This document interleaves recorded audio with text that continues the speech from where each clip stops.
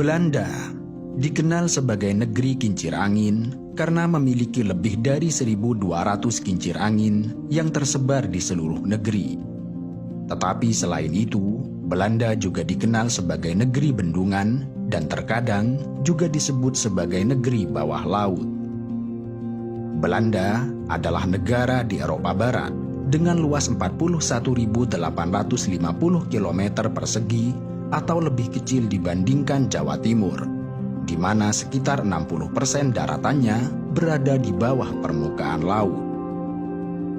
Kenyataan unik ini terabadikan dalam namanya, yaitu Nederland, yang berarti negeri dataran rendah.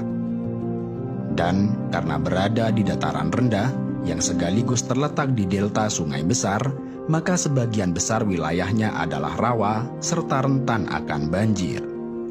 Tetapi hebatnya, meski terletak di dataran rendah, saat ini Belanda menjadi salah satu negara yang mampu mengendalikan banjir dengan sangat baik.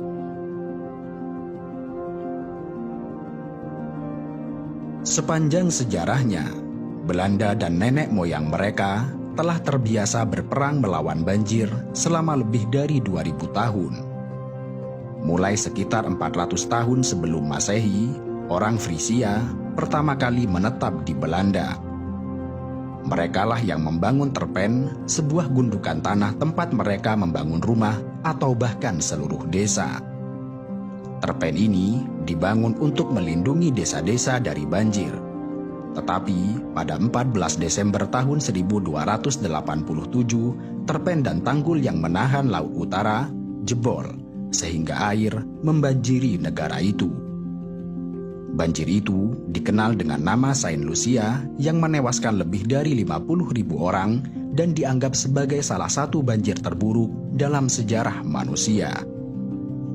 Banjir besar tersebut kemudian menciptakan teluk baru yang disebut Laut Selatan, yang dibentuk oleh air banjir yang telah menggenangi sebagian besar lahan pertanian.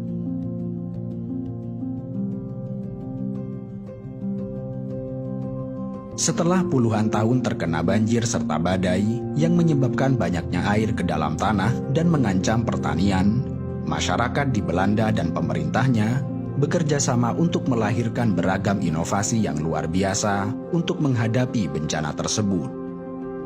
Inovasi pertama yang mereka lakukan adalah menciptakan kincir angin polder, sebuah teknik membuat petak-petak lahan yang telah dibatasi dengan tanggul untuk menahan air, dan membangun kincir angin di sekitarnya yang berfungsi memompa air dari polder ke sungai yang kemudian dialirkan ke laut agar polder tersebut mengering dan bisa digunakan.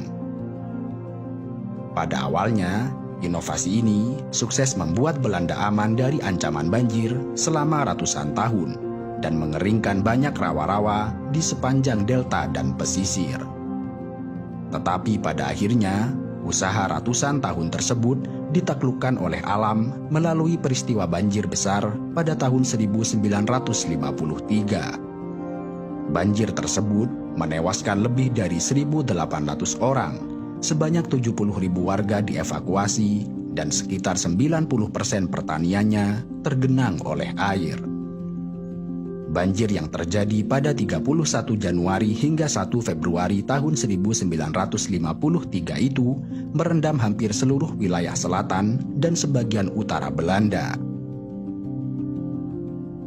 Maka, belajar dari kejadian ini, pemerintah Belanda bangkit dan memutuskan untuk membuat sebuah sistem pencegahan banjir yang disebut dengan Delta Walk. Delta Walk merupakan pembangunan sejumlah infrastruktur pencegah banjir yang terencana dan terkoneksi di sejumlah wilayah di Belanda. Proyek Delta Walk terdiri dari peletakan 13 bendungan, termasuk penghalang, pintu air raksasa, pengunci, dan tanggul untuk melindungi daerah di dalam dan sekitar delta sungai dari banjir Laut Utara. Pintu air raksasa tersebut merupakan teknologi yang sangat dibanggakan oleh penduduk Belanda. Dengan ancaman banjir yang datang langsung dari Laut Utara, gerbang pengadang banjir dan badai itu terbukti efektif menghalangi air masuk ke daratan Belanda.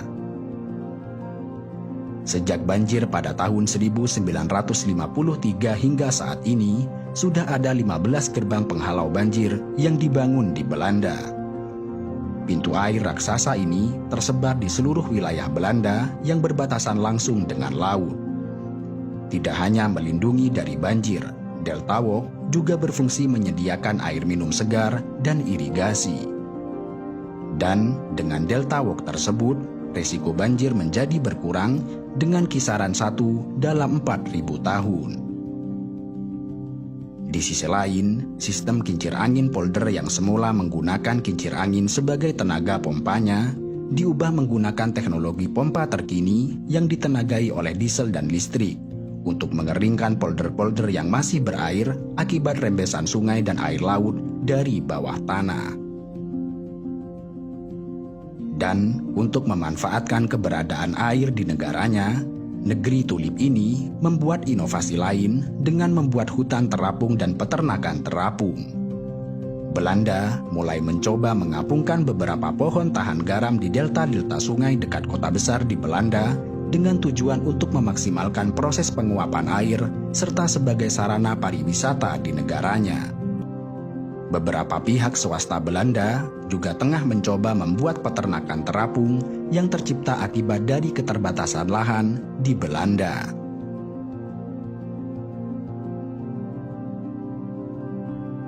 Meskipun segala upaya telah dilakukan sekeras mungkin oleh Belanda untuk mengatasi ancaman banjir di negaranya, tetapi nyatanya masih ada ancaman lain yang mengintai dan membahayakan Belanda saat ini, yaitu pemanasan global, perubahan iklim, dan urbanisasi. Ancaman pemanasan global yang mengintai Belanda melalui kenaikan air laut tengah menjadi ancaman yang serius. Demikian ini karena jika air laut mulai naik, maka tanggul yang mereka bangun dengan susah payah selama bertahun-tahun dapat roboh seketika. Sebab sedari awal, negara ini memang berada di bawah permukaan laut. Di sisi lain, urbanisasi juga menjadi ancaman yang serius bagi negara ini. Urbanisasi yang terus bertambah di kota-kota besar di Belanda mengakibatkan beban tanah menjadi meningkat, yang kemudian meningkatkan tinggi rendaman air sebesar lebih dari 10 cm dalam setiap 10 tahun. Yang hal ini tentu menjadi PR yang serius bagi Belanda.